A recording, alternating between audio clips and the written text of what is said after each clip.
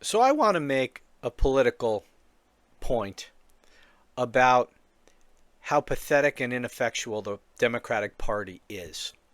And I want to take the issue of abortion just because I was scrolling through Twitter and I came upon a tweet and it made me think of this point that I've been wanting to make for a long time. But it's not necessarily my comment is not about abortion. It could be about any number of issues. But here is the tweet I came across. It's from Eric Swalwell, and he wrote, 3 years ago, the Supreme Court ripped away a 50-year constitutional right from millions of Americans. Since then, extremists have banned abortion in over a dozen states. I'm not backing down. I'll keep fighting to restore reproductive freedom and protect every woman's right to choose. Now, first of all, what is he talking about where he's saying I'll fight to restore reproductive freedom? Well, he's almost certainly talking about trying to get a law passed at the federal level to codify the right to an abortion in federal law. Okay, that's probably what he's talking about. Now, here's my point about this. And again, this general point can be about any issue, not just abortion. And I'm not even talking about the issue of abortion itself. Whatever you think about it, the objective political fact is that most Democrats overwhelmingly support abortion rights. We can agree on that, right? So it's important to the voters of the Democratic Party. And so here's my problem. The Democratic Party has allowed the country to get into a position where the Supreme Court could eliminate the right to abortion for millions of people, as Eric Swalwell talks about in his tweet. Here's the problem. They have had over 50 years to codify Roe versus Wade. The right to abortion was guaranteed by a 1973 Supreme Court decision, Roe versus Wade, as we all know.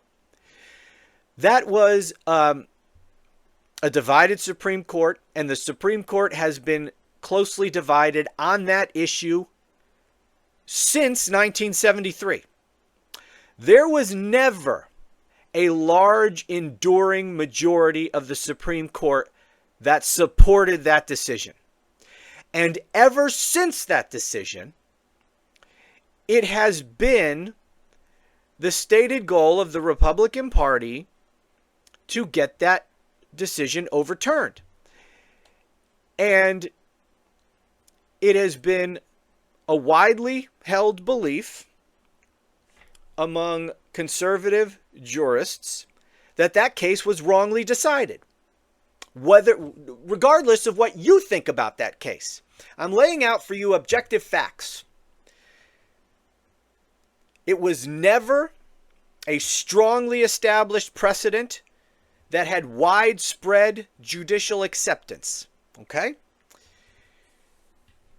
And so it was foolish in the extreme to think that that case would never be overturned.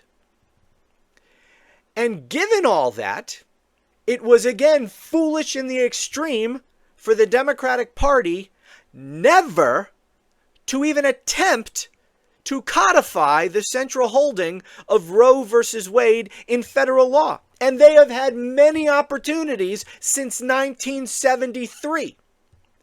They have had opportunities where they have had a Democratic president and huge majorities in both houses of Congress where they could easily have codified Roe versus Wade. And they never did it when they had the opportunity.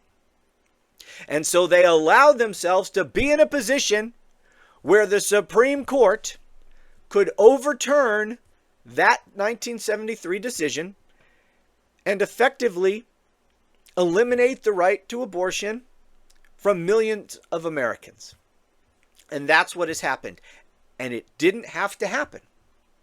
Democrats, if they had taken advantage of the power that they have had many times over the last 50 plus freaking years, they could have codified Roe versus Wade and we would not be in this position.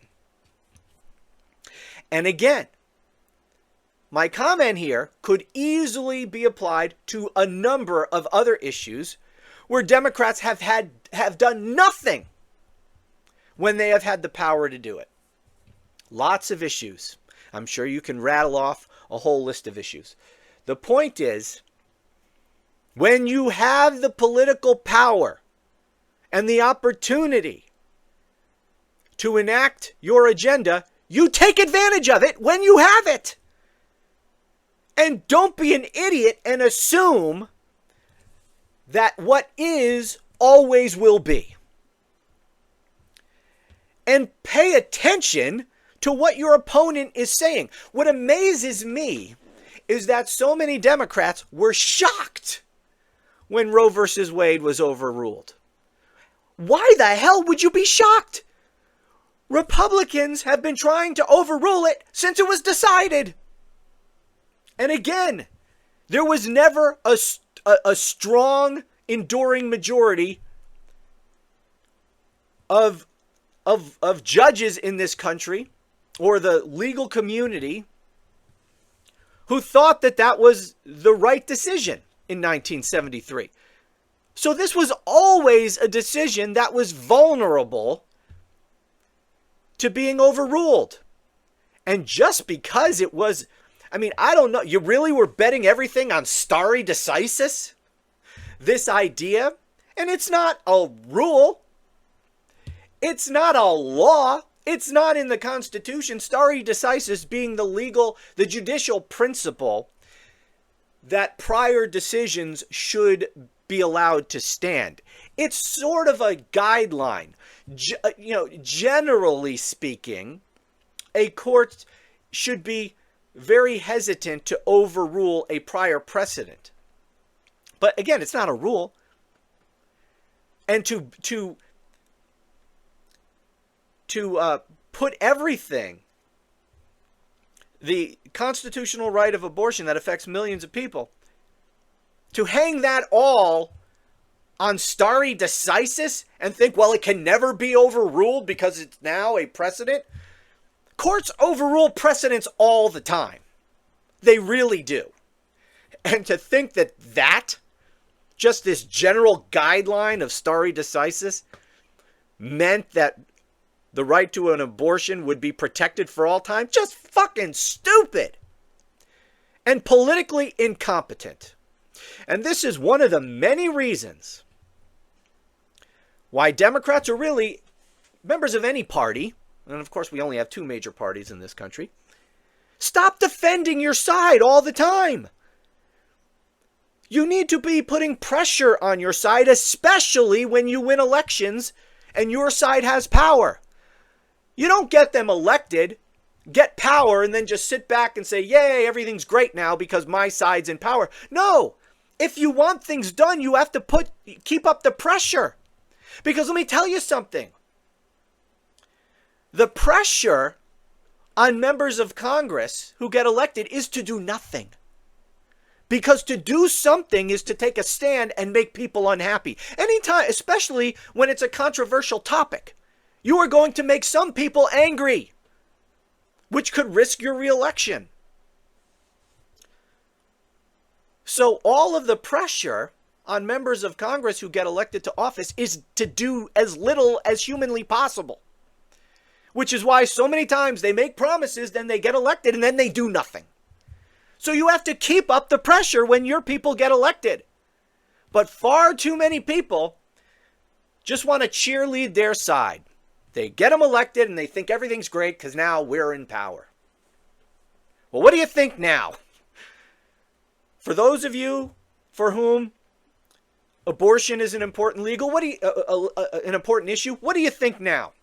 Think maybe at some point over the last 50 freaking years, you should have pressured Democratic members of Congress and Democratic presidents to codify Roe versus Wade so that you didn't have to worry about a Supreme Court overruling that decision? Anyway, if nothing else, hopefully some people learned a lesson from all this. But you know what? I doubt it. Anyway, thanks for watching. Talk to you again soon.